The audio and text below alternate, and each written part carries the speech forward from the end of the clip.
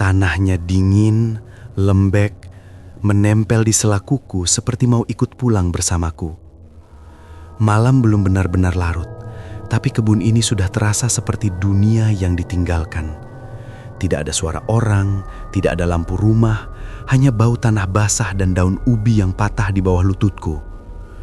Tanganku gemetar bukan karena dingin, tapi karena aku tahu ini salah dan tetap kulakukan. Aku menghela napas pelan, menancapkan jari lebih dalam ke gundukan tanah. Akar-akar kecil menyangkut di kulitku seperti menahan. Sedikit saja, cuma beberapa, gumamku. Suara sendiri terdengar asing di telinga. Aku tidak pernah begini. Seumur hidup, perutku mungkin sering kosong, tapi tanganku tidak pernah mengambil yang bukan milikku. Tapi malam ini, wajah Lina terus muncul. Bibirnya pucat, matanya setengah terbuka tapi tidak benar-benar melihat. Tubuh kecilnya panas kemarin, lalu sore tadi malah dingin. Napasnya seperti benang tipis yang bisa putus kapan saja. Sari memegang tanganku sebelum aku keluar rumah. Tangannya lebih dingin dari angin malam. "Mas, dia nggak kuat kalau nggak makan." Suaranya pecah, ditahan agar Lina tidak dengar. Aku cuma mengangguk. Tidak ada kata yang cukup untuk rasa gagal yang duduk di dadaku. Ayah macam apa yang tidak bisa beli beras, yang hanya bisa menghitung sisa garam di dapur? Tanganku menemukan sesuatu yang keras di dalam tanah. Aku menarik pelan. Ubi itu muncul, kotor, besar, berat. Entah kenapa dadaku makin sesak melihatnya. "Maafin aku," bisikku pada tanah, pada pemilik ladang, pada Tuhan yang pasti melihat. Aku memasukkan ubi itu ke dalam karung. Suara gesekannya terdengar keras sekali di kepalaku, seolah seluruh kebun mendengar. Aku berhenti, menoleh ke kanan kiri. Hanya barisan daun yang bergoyang pelan. Tapi ada rasa seperti sedang diperhatikan. Aku mempercepat gerakan. Satu lagi, dua lagi. Tanganku makin kotor, kukuku penuh tanah. Lututku sakit karena lama berlutut, tapi aku tidak berani berdiri terlalu lama. Setiap detik di sini terasa seperti satu kesalahan tambahan. Di kejauhan, aku ingat Lina kecil dulu, berlari di halaman, tertawa tanpa beban. "Bapak, lihat aku," katanya waktu itu, memamerkan gambar matahari yang ia buat miring. Aku tertawa, pura-pura kagum. Sekarang bahkan untuk membuatnya membuka mata saja aku tidak yakin bisa. Karung di sampingku sudah terisi beberapa ubi. Tidak banyak, tidak cukup untuk membuatku merasa jadi pencuri besar, tapi cukup untuk membuatku merasa jadi manusia kecil.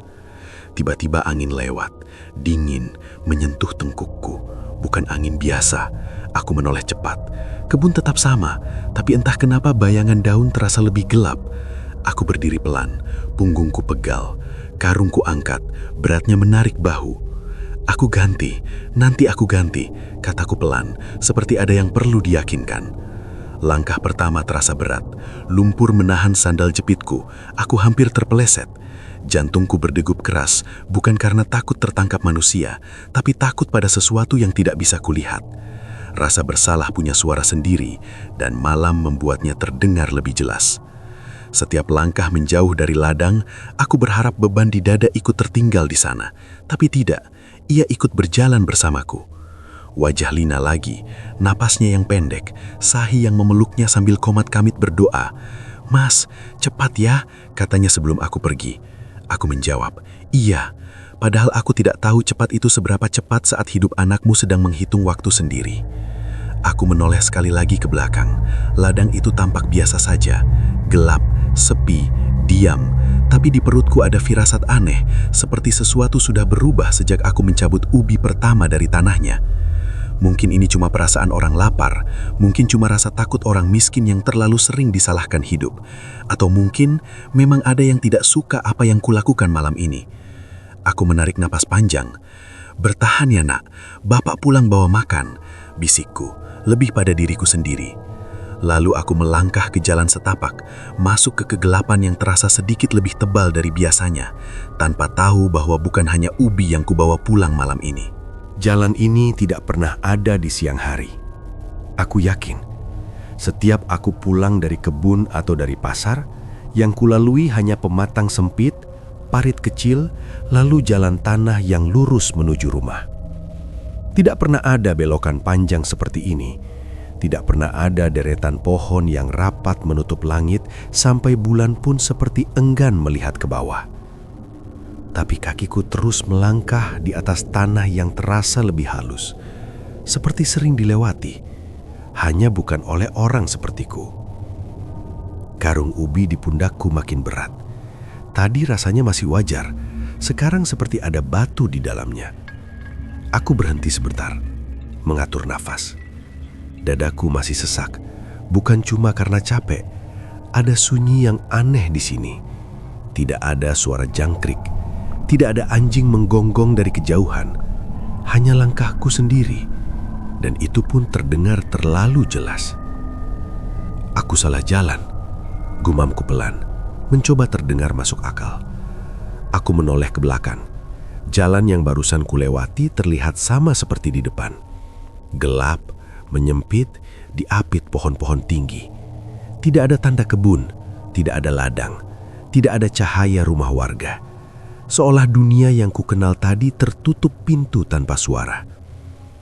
Angin lewat pelan, tapi tidak menggerakkan daun, hanya menyentuh kulitku, dingin sampai ke tulang. Aku mempercepat langkah. Pikiranku hanya satu, pulang. Lina, wajahnya yang pucat seperti kain yang terlalu lama direndam air. "Bapak pulang, Bapak bawa makanan," bisikku lagi, seperti mantra.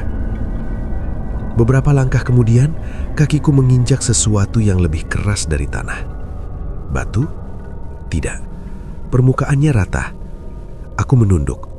Di bawah lumpur tipis ada susunan seperti jalan lama yang tertutup waktu.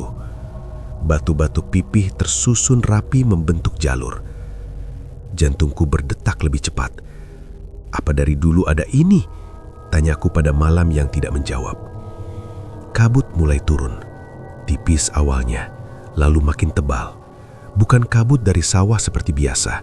Ini turun dari atas, menggantung di udara setinggi dada. Pandanganku memendek.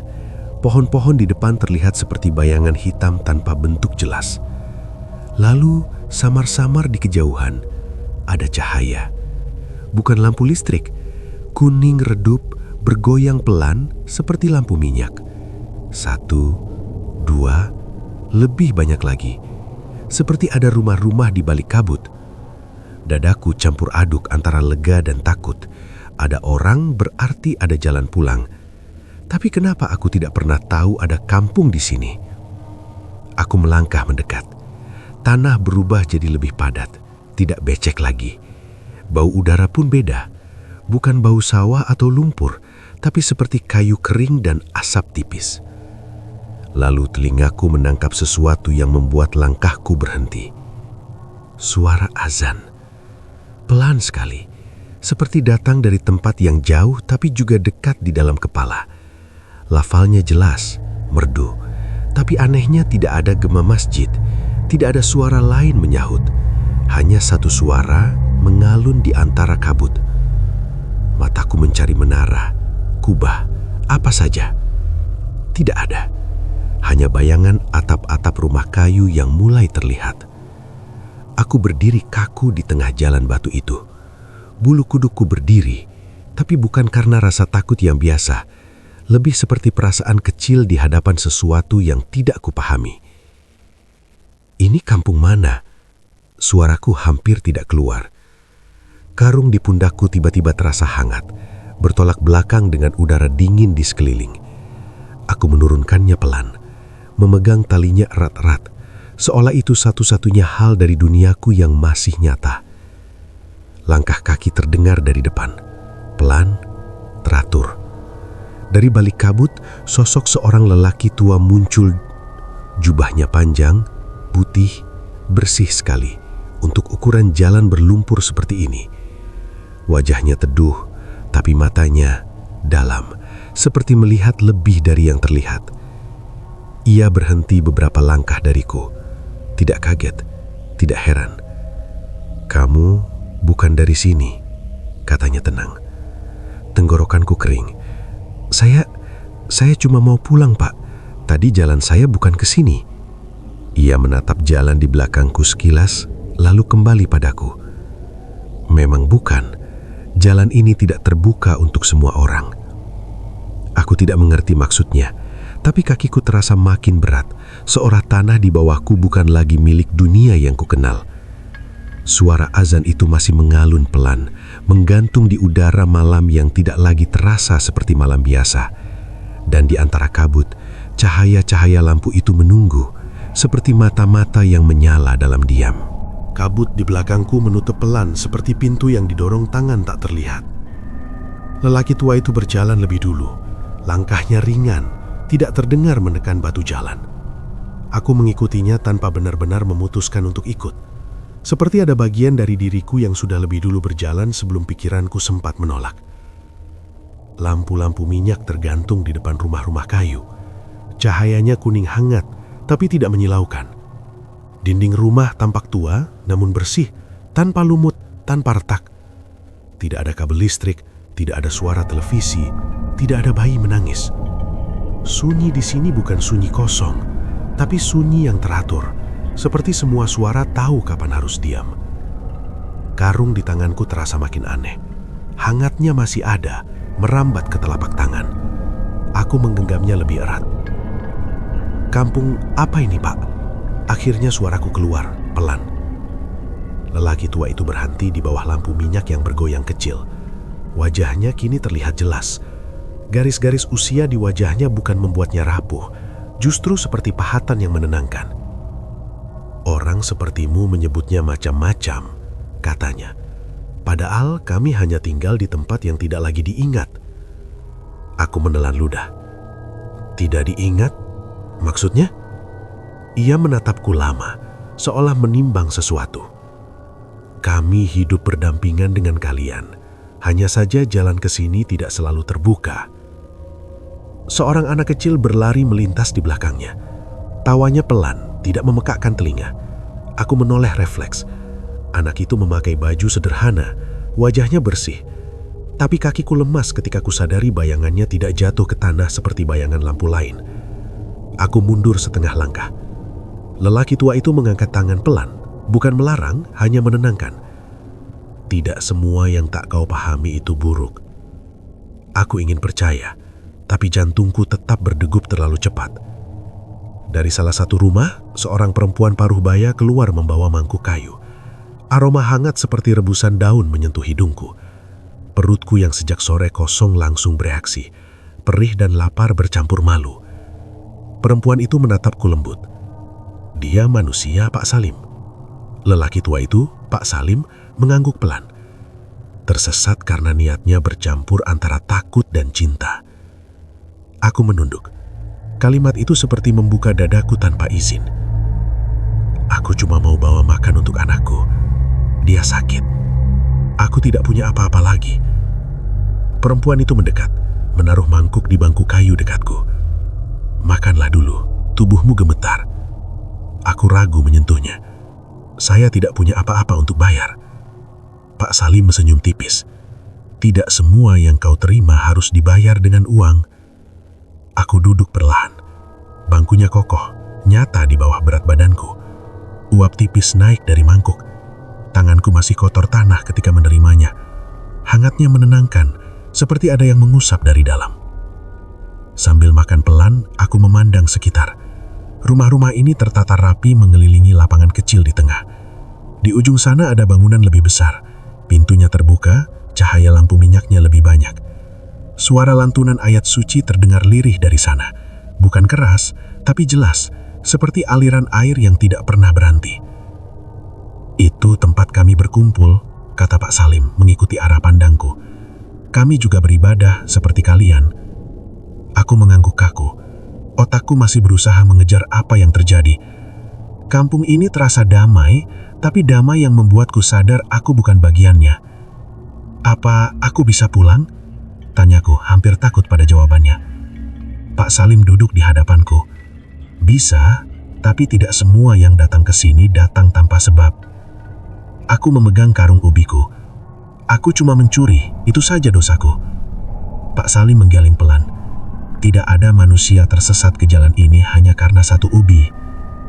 Angin lewat pelan di antara rumah-rumah kayu, tapi lampu minyak tetap tegak, nyalanya tidak goyah. Aku merasa seperti duduk di antara dua dunia. Yang satu pernah kupahami, yang satu lagi sedang menatapku tanpa berkedip. Dan untuk pertama kalinya sejak keluar dari ladang, rasa takutku bercampur dengan sesuatu yang lain. Bukan tenang sepenuhnya, tapi seperti ada harapan tipis yang berani muncul di tempat yang tidak masuk akal. Karung itu masih di pangkuanku ketika Pak Salim memintaku membukanya. Tanganku mendadak terasa lebih berat daripada tadi menggali tanah. Entah kenapa, membuka karung ini terasa seperti membuka sesuatu yang lebih dari sekedar kain dan isi di dalamnya. "Buka saja," ucapnya pelan. Aku menarik talinya. Serat karung yang kasar bergesekan dengan kulitku yang kering oleh tanah. Mulut karung terbuka perlahan, dan aku langsung membeku. Bukan ubi. Di dalamnya ada buah-buah yang tidak pernah kulihat.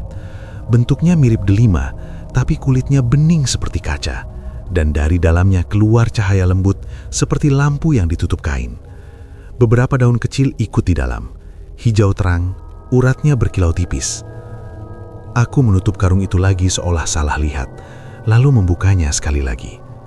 Tetap sama. "Pak," suaraku serak, "tadi ini ubi, saya gali sendiri, tanahnya masih nempel." Pak Salim tidak terlihat terkejut. Ia menatap isi karung itu seperti menatap sesuatu yang sudah lama dikenalnya. "Apa yang kau ambil dengan tanganmu belum tentu yang sampai ke tujuan dengan niatmu." Aku menggeleng pelan. Kepalaku terasa penuh. "Saya cuma mau anak saya makan." "Dan itulah sebabnya ini berubah," sahut suara lain. Perempuan tua berjalan mendekat dari arah rumah paling ujung. Tubuhnya kecil, langkahnya pelan, tapi setiap geraknya terasa pasti. Kerudungnya menutup rambut putihnya rapi. Wajahnya keriput, tapi matanya jernih, tajam tanpa menghakimi. "Umi Hafsah," kata Pak Salim pelan. Perempuan itu duduk di depanku tanpa bertanya izin. Tangannya yang kurus menyentuh salah satu buah bercahaya itu. Cahayanya meredup sedikit, seperti merespon sentuhan. "Kau mencuri karena lapar, tapi bukan untuk dirimu.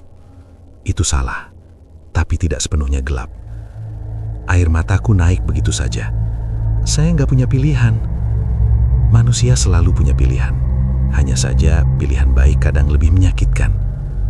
Aku menunduk. Tanah kering di celah kukuku terasa seperti bukti yang tidak bisa kuhapus. Umi Hafsah mengangkat salah satu daun bercahaya. "Anakmu bukan sakit biasa. Tubuhnya lemah, iya. Tapi ada yang menempel, sesuatu yang bukan miliknya." Aku menatapnya. Napasku tertahan. "Maksudnya penyakit kiriman?" Ia mengangguk pelan. "Rasa iri bisa lebih tajam dari pisau. Ada yang berharap keluargamu runtuh pelan-pelan. Dunia rasanya mengecil di sekelilingku. Aku bukan orang penting, bukan orang punya, harta. Tapi rupanya kemiskinan pun bisa mengundang dengki. Buah ini bukan untuk dimakan seperti biasa. Ini ujian, sekaligus jalan." "Ujian?" ulangku lemah. Pak Salim menyambung. "Jika niatmu berubah, jika hatimu mengeras setelah ini, maka yang kau bawa pulang hanya akan jadi beban.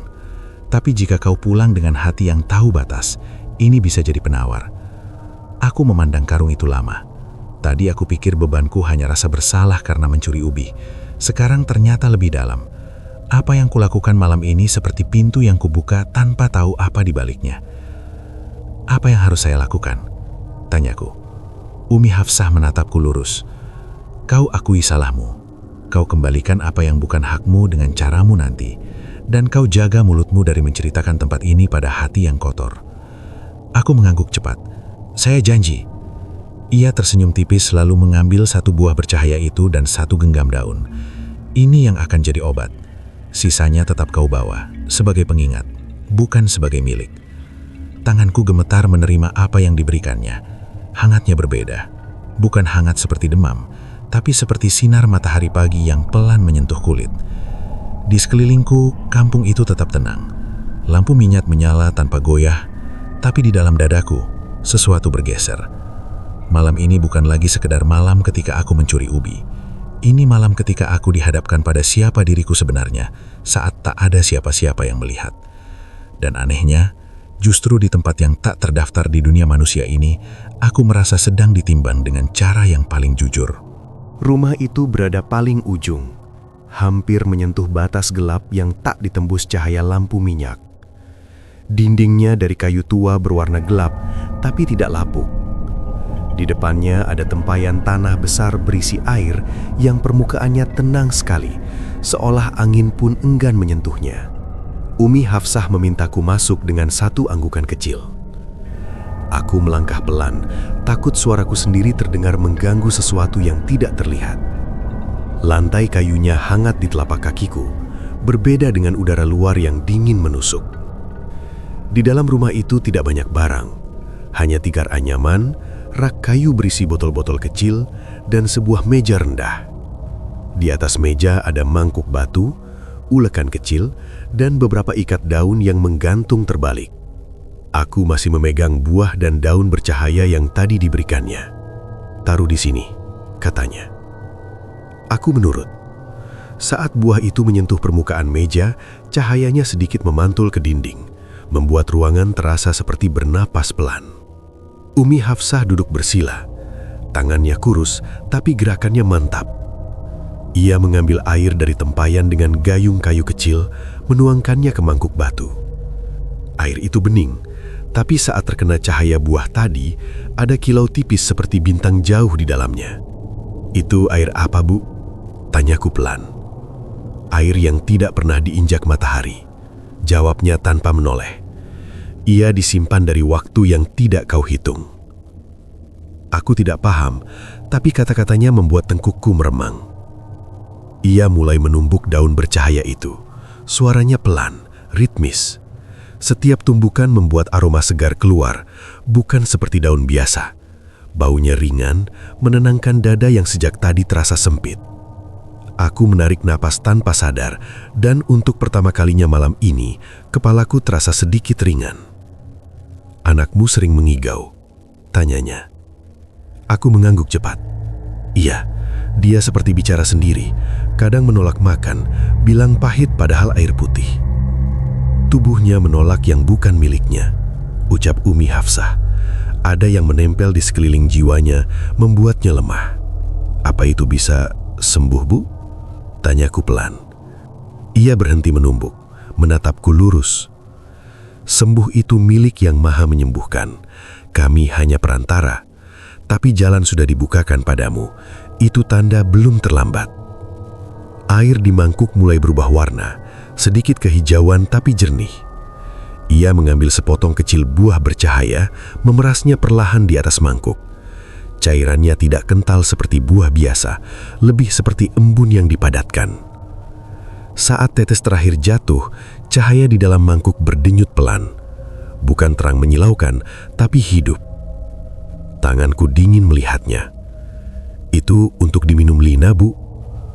Diteteskan ke bibirnya, sedikit saja, lalu usap sisa cairannya di dahinya. Aku mengangguk, menghafal setiap kata. "Tapi dengar baik-baik," lanjutnya pelan. "Obat ini membersihkan yang menempel. Setelah itu, hidupmu sendiri yang harus kau jaga. Rumah yang sering dipenuhi keluh kesah dan putus asa, mudah dimasuki lagi." Dadaku seperti ditusuk pelan. "Saya cuma capek, Bu." "Capek boleh," katanya lembut. "Tapi jangan biarkan hatimu jadi tempat tinggal kegelapan." Aku menunduk, air mata jatuh tanpa suara ke punggung tanganku yang masih kotor tanah. Umi Hafsah menuangkan cairan itu ke botol kecil dari tanah liat, menutupnya dengan kain dan benang tipis. Ia menyerahkannya kepadaku dengan dua tangan. Botol itu hangat. Hangatnya bukan dari luar, tapi seperti ada denyut halus di dalam. "Jangan dibuka sebelum sampai rumah," pesannya. Aku memegangnya erat, seperti memegang napas anakku sendiri. Di luar rumah, lampu-lampu minyak masih menyala tenang. Kampung ini tidak berubah, tapi aku yang berubah. Aku datang sebagai pencuri yang takut tertangkap manusia. Sekarang, aku berdiri sebagai ayah yang diberi sesuatu yang tak bisa dibeli, tak bisa dijelaskan, hanya bisa dijaga. Dan di antara rasa takut dan harap yang bercampur di hatiku, ada satu hal yang pasti di hatiku.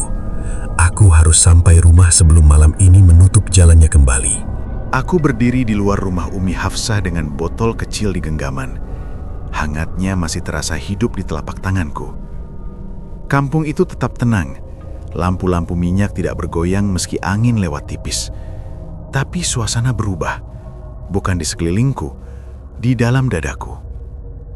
Pak Salim sudah menunggu di jalan batu. Wajahnya teduh, tapi kali ini sorot matanya lebih dalam, seperti seseorang yang akan menyampaikan kabar yang tidak bisa ditolak. "Kau sudah memegang penawar," katanya pelan. "Sekarang saatnya kau tahu harga yang menyertainya." Aku menelan ludah. "Saya tidak punya uang, Pak. Tidak punya apa-apa." Ia menggeleng. "Yang kami minta bukan itu." Kami berjalan pelan menjauh dari rumah terakhir. Kabut tipis bergerak di antara rumah-rumah kayu, tapi tidak menyentuh tanah. Anak-anak yang tadi kulihat sudah tidak ada. Kampung itu seperti sedang menarik napas panjang. "Setiap pertolongan," lanjut Pak Salim, "adalah amanah. Dan amanah selalu punya batas." Aku menggenggam botol itu lebih erat. Apa yang harus saya lakukan? Ia berhenti di bawah lampu minyak yang cahayanya paling redup. "Pertama, kau harus mengakui kesalahanmu, bukan hanya di mulut, tapi dalam hidup setelah ini. Ubi yang kau ambil tetap bukan hakmu." Aku mengangguk cepat. "Saya akan ganti, saya tanam kembali, saya kerja apa saja." "Itu bagian dari jalanmu," katanya. "Bukan untuk membayar kami, untuk membersihkan dirimu." Dadaku sesak. Rasa bersalah yang tadi seperti batu kini terasa seperti tanah basah, berat tapi masih bisa dibentuk. Kedua, suaranya makin pelan. "Kau tidak boleh membawa cerita tentang tempat ini pada orang yang hatinya busuk. Tempat ini bukan tontonan, bukan bahan pamer, bukan alat untuk mencari keuntungan." Aku mengangkat wajah. "Saya tidak akan cerita, Pak." "Jangan janji pada kami," katanya lembut. "Janji pada dirimu saat hidupmu nanti lebih mudah, saat perutmu kenyang dan hatimu mulai lupa rasanya susah." Kalimat itu menusuk lebih dalam dari teguran apapun. Ketiga, ia melanjutkan, "Jaga rumahmu, bukan cuma dinding dan atapnya. Jaga kata-kata di dalamnya. Rumah yang penuh amarah, iri dan putus asa seperti pintu terbuka tanpa penjaga." Wajah Lina muncul lagi di kepalaku. Sari yang sering menangis diam-diam agar tidak terdengar. Aku sendiri yang kadang menatap langit-langit bambu dengan dada panas, menyalahkan nasib. "Saya sering marah dalam hati," aku pelan. Pak Salim menatapku lama. "Manusia memang begitu, tapi sekarang kau sudah tahu, setiap rasa yang kau pelihara bisa jadi undangan." Aku menunduk, air mataku jatuh lagi. Dan yang terakhir, katanya, suaranya hampir seperti bisikan angin, "Jangan kembali ke jalan ini dengan sengaja." Aku mengangkat kepala cepat. Maksudnya, jika suatu hari hidupmu lebih baik, jangan kau cari-cari kami karena penasaran, karena ingin bukti, atau ingin membawa orang lain. Jalan ini terbuka karena kau terdesak, bukan karena kau layak berjalan di sini sesuka hati. Ada rasa aneh di dadaku, antara lega dan kehilangan yang belum terjadi. "Saya mengerti," kataku. "Tidak, belum, tapi kau akan mengerti nanti." Kabut di ujung jalan mulai menebal. Lampu-lampu minyak satu persatu tampak lebih jauh, seolah kampung itu seperti perlahan mundur dari dunia yang kupahami. Waktumu tidak banyak. Sebelum fajar, jalan pulang masih mengenal namamu. Setelah itu, ia bisa lupa. Aku menggenggam botol kecil itu erat, seolah di dalamnya bukan hanya obat, tapi seluruh kesempatan yang tersisa untuk keluargaku. "Saya akan jaga amanah ini, Pak," kataku dengan suara yang lebih mantap dari yang kurasakan. Pak Salim mengangguk pelan. "Kami tidak menolongmu karena kau kuat. Kami menolongmu karena kau masih punya hati yang takut berbuat salah." Kalimat itu tinggal di udara di antara kami. Lalu ia melangkah mundur ke dalam kabut. Sosoknya tidak menghilang tiba-tiba, tapi pelan-pelan, seperti ditelan jarak yang tak terlihat. Lampu minyak di sekitarnya meredup. Satu persatu tampak lebih jauh, seolah kampung itu perlahan mundur dari dunia yang kupahami. Aku berdiri sendiri di jalan batu dengan botol kecil hangat di tangan, dan beban yang tak lagi hanya rasa takut, tapi tanggung jawab yang tidak boleh kugugurkan, bahkan setelah malam ini selesai. Kabut di depanku bergerak pelan, seperti tirai tipis yang sedang ditutup dari dua sisi. Lampu-lampu minyak di belakangku meredup satu persatu, bukan padam, tapi menjauh, seolah kampung itu perlahan mundur dari dunia yang bisa kumasuki. Di tanganku, botol kecil itu tetap hangat. Denyut halusnya seperti mengingatkanku bahwa waktuku tidak panjang. Aku melangkah. Jalan batu yang tadi kulalui kini terasa berbeda. Lebih panjang, lebih sepi. Setiap langkahku terdengar jelas, memantul di antara batang-batang pohon tinggi yang tidak lagi kulihat ujungnya. Langit di atas tertutup kabut, tapi ada cahaya samar di kejauhan. Bukan matahari, bukan bulan, hanya tanda bahwa malam sedang menua. Fajar, bisikku pada diri sendiri. Sebelum fajar. Karung di pundakku terasa lebih ringan dari sebelumnya, tapi langkahku justru lebih berat. Bukan karena lelah, karena aku tahu setiap detik di sini seperti berdiri di tepi sesuatu yang tak boleh kulewati. Dari belakang, samar-samar masih terdengar lantunan ayat suci. Makin pelan, makin jauh. Suara itu tidak mengejarku, tidak menahanku. Hanya seperti mengantarku sampai batas. Aku tidak berani menoleh lagi. Tanah di bawah kakiku perlahan berubah. Dari batu rata menjadi tanah lembab, lalu lumpur tipis. Sandalku kembali menempel, seperti dunia yang kukenal mulai menarikku pulang. Nafasku memburu, bukan hanya karena berjalan cepat, tapi karena ada rasa dikejar oleh waktu yang tak terlihat. Tiba-tiba langkahku terhenti. Di depanku, jalan bercabang dua. Yang satu tetap lurus, masuk ke kabut lebih tebal. Yang satu lagi menyempit ke kiri, diapit semak rendah. Aku tadi lewat mana? Gumamku panik. Dadaku berdegup keras. Aku menutup mata sebentar mencoba mengingat. Tidak ada tanda, tidak ada jejak, hanya rasa. Botol di tanganku mendadak terasa lebih hangat. Bukan panas, tapi seperti disentuh telapak tangan lain dari dalam. Aku membuka mata, menatap ke arah jalan kiri. Entah kenapa, dadaku terasa sedikit lebih lapang ke arah sana. Bismillah, ucapku pelan, lalu melangkah ke kiri. Semak-semak menggesek celanaku. Tanahnya tidak rata, tapi kakiku tidak tersandung.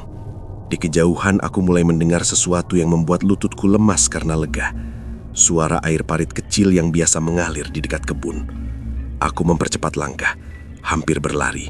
Nafasku kasar, dadaku sakit, tapi pikiranku hanya satu, Lina. Kabut di sekelilingku mulai menipis. Pohon-pohon yang tadi hanya bayangan kini terlihat jelas bentuk batangnya. Bau tanah sawah yang akrab menyentuh hidungku. Dunia yang kukenal kembali pelan-pelan seperti wajah lama yang muncul dari balik air. Lalu aku melihatnya. Pematang sempit di depan dengan batu besar miring di ujungnya. Tempat aku sering duduk kalau lelah. Aku hampir terjatuh karena kakiku mendadak lemas. Aku sudah kembali. Aku menoleh ke belakang, refleks. Tidak ada jalan batu, tidak ada kabut tebal, hanya gelap biasa di antara pepohonan. Seolah semua yang tadi kulalui hanyalah mimpi yang terlalu nyata. Tapi botol kecil itu masih di tanganku. Hangatnya belum hilang. Di kejauhan, samar-samar terdengar ayam pertama berkokok. Suara yang paling biasa di dunia, tapi malam ini terdengar seperti penanda batas yang berhasil kulewati. Aku berjalan lebih cepat menyusuri pematang. Rumahku belum terlihat, tapi aku sudah bisa membayangkan dinding bambunya, pintu miringnya, dan di dalamnya tubuh kecil yang sedang menunggu antara sadar dan tidak. Bertahan ya nak, bakak sudah dekat, bisikku dengan nafas patah-patah. Langit di timur mulai berubah warna. Hitamnya menipis jadi abu-abu pucat. Fajar benar-benar datang. Dan untuk pertama kalinya sejak aku menggali tanah orang malam tadi, aku merasa langkahku menginjak dunia yang masih memberiku kesempatan pulang. Pintu bambu itu setengah terbuka ketika aku sampai. Engselnya berderit pelan saat ku sentuh. Suara yang terlalu ku kenal, terlalu biasa. Dan justru itu yang membuat dadaku sesak. Dunia di dalam rumah ini masih sama seperti saat aku pergi, tapi rasanya seperti aku kembali dari tempat yang tidak bisa dijelaskan dengan kata manapun. Sari? Panggilku pelan. Ia muncul dari balik tirai kain tipis yang memisahkan ruang depan dan tempat tidur. Matanya bengkak, rambutnya lepas tak terurus. Begitu melihatku, wajahnya langsung retak oleh campuran lega dan marah yang tertahan terlalu lama. "Kamu kemana saja, Mas? Lina hampir nggak napas tadi." Suaranya serak, habis dipakai menangis. Aku tidak langsung menjawab, hanya mendekat, mengeluarkan botol kecil dari genggamanku. Hangatnya masih ada, samar, seperti denyut halus. "Kasih aku waktu sebentar," kataku pelan. Sari menatap botol itu, lalu wajahku. "Itu apa?" "Harapan," jawabku pendek, karena aku tidak punya kata lain yang masuk akal. Kami masuk ke ruang kecil tempat Lina berbaring. Tubuhnya tampak lebih kecil dari biasanya di atas kasur tipis. Bibirnya kering, matanya terpejam, napasnya sangat pelan, sampai dadaku sakit hanya dengan melihatnya. Aku berlutut di sampingnya. Tanganku gemetar saat membuka kain penutup botol. Aroma segar langsung keluar, ringan, seperti udara setelah hujan pertama di musim kemarau. "Lina," bisikku, suaraku pecah. "Bapak pulang, Nak." Tidak ada gerakan. Sari berdiri di sisi lain. Kedua tangannya menutup mulut, menahan suara tangis yang siap pecah. Aku mengingat setiap kata Umi Hafsah. Sedikit saja. Aku memiringkan botol itu pelan. Satu tetes jatuh ke bibir Lina. Cairannya bening, tapi saat menyentuh kulitnya, seperti ada kilau tipis yang cepat hilang. Detik pertama, tidak terjadi apa-apa. Detik kedua, dadaku serasa berhenti. Detik ketiga, jari Lina bergerak sangat pelan. Sari terisak. "Mas." Aku meneteskan satu tetes lagi, lalu dengan jari yang kotor bekas tanah, kuusap sisa cairan di dahinya. Kulitnya yang tadi dingin, kini terasa sedikit hangat. Napas Lina yang tadi pendek, mendadak tertarik lebih dalam, seperti seseorang yang baru muncul dari dalam air. Dadanya naik lebih jelas, bibirnya bergetar. Aku menahan napas. Kelopak matanya bergerak, pelan sekali, lalu terbuka. Mata itu masih sayu, tapi melihat, tidak kosong seperti tadi sore. Pandangannya mencari, lalu berhenti di wajahku. "Pa," suaranya hanya bisikan udara. Dunia di sekitarku seperti runtuh dan dibangun lagi dalam satu detik. Air mataku jatuh tanpa bisa kutahan. Sari langsung memeluk Lina dari sisi lain, menangis terbuka sekarang, tidak lagi menahan. "Ibu di sini, ibu di sini," katanya berulang. Lina menoleh sedikit, bingung, lelah, tapi sadar. "Aku lapar." Kalimat paling sederhana yang pernah ku dengar, tapi malam itu terdengar seperti mukjizat yang berdiri di tengah rumah kami yang reot. Aku tertawa sambil menangis, suara aneh keluar dari dadaku. "Iya, Nak, kita makan, pelan-pelan." Botol kecil di tanganku kini tidak lagi hangat. Suhunya biasa saja seperti benda yang sudah menyelesaikan tugasnya. Aku menutupnya kembali, memandang Lina yang kini bernapas lebih tenang. Di luar, cahaya pagi mulai masuk lewat celah dinding bambu. Rumah kami masih miskin, masih sempit, masih sama, tapi udara di dalamnya terasa berbeda, lebih ringan, seperti sesuatu yang lama menekan dada akhirnya dilepaskan. Dan di antara tangis, tawa kecil, dan napas yang kembali teratur itu, aku tahu satu hal. Malam tadi bukan mimpi, karena di hadapanku, anak yang hampir hilang kini membuka mata, memanggilku pulang ke dunia yang masih memberiku kesempatan memperbaiki diri. Pagi itu, matahari naik pelan di atas ladang. Cahayanya pucat, tapi jujur, memperlihatkan segala sesuatu apa adanya. Tanah masih basah sisa hujan semalam. Daun-daun ubi mengilap kena embun. Dari jauh, kebun itu tampak sama seperti hari-hari sebelumnya. Tapi, langkahku terasa berbeda saat mendekat. Lebih pelan, lebih sadar. Di tanganku ada cangkul tua. Di punggungku karung kecil berisi bibit yang kupinjam dari tetangga dengan janji akan mengganti. Sari tadi menatapku lama sebelum aku berangkat. "Kamu yakin kuat?" tanyanya pelan. Aku mengangguk. "Harus." Lina masih lemas tapi sudah bisa duduk, sudah minta minum sendiri. Wajahnya belum merah seperti dulu, tapi matanya hidup. Itu sudah cukup membuat kakiku punya arah. Aku berdiri di tepi ladang tempat semalam tanganku menggali dalam gelap. Disinilah aku ingat posisi pohon miring di ujung, batu pipih di dekat pematang. Siang hari membuat semuanya terlihat biasa, bahkan terlalu biasa untuk menyimpan kejadian semalam. Aku melangkah masuk, lalu berhenti. Dada terasa penuh, bukan oleh takut, tapi oleh rasa malu yang jujur.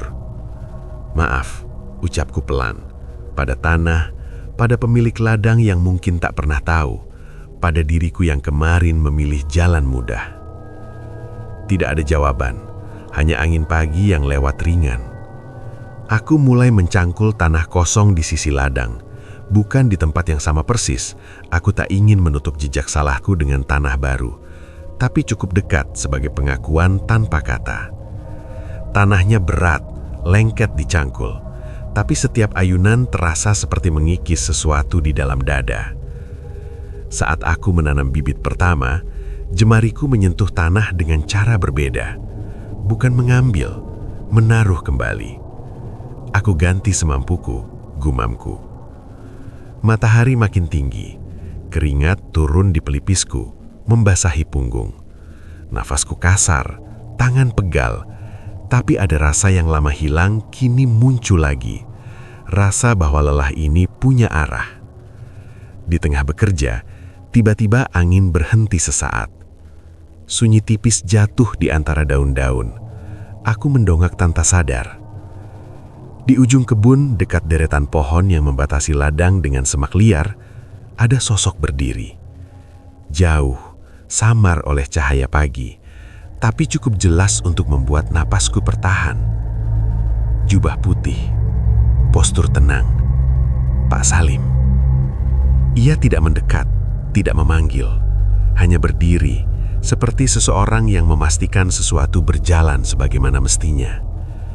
Angin kembali bergerak, daun-daun bergesek pelan. Aku berkedip, dan sosok itu tidak lagi ada. Entah benar-benar hilang, atau hanya mataku yang tak lagi mampu melihat. Aku tidak mengejar, tidak memanggil, hanya menunduk lagi, melanjutkan pekerjaanku. Karena aku paham sekarang, pertemuan semalam bukan untuk diulang, tapi untuk diingat dalam cara aku hidup setelahnya. Menjelang siang, sebagian tanah sudah tertutup bibit baru. Tanganku kotor, kuku kembali hitam oleh tanah. Tapi kali ini bukan tanah yang kuambil diam-diam, melainkan tanah yang kuolah terang-terangan. Aku berdiri, memandangi ladang itu.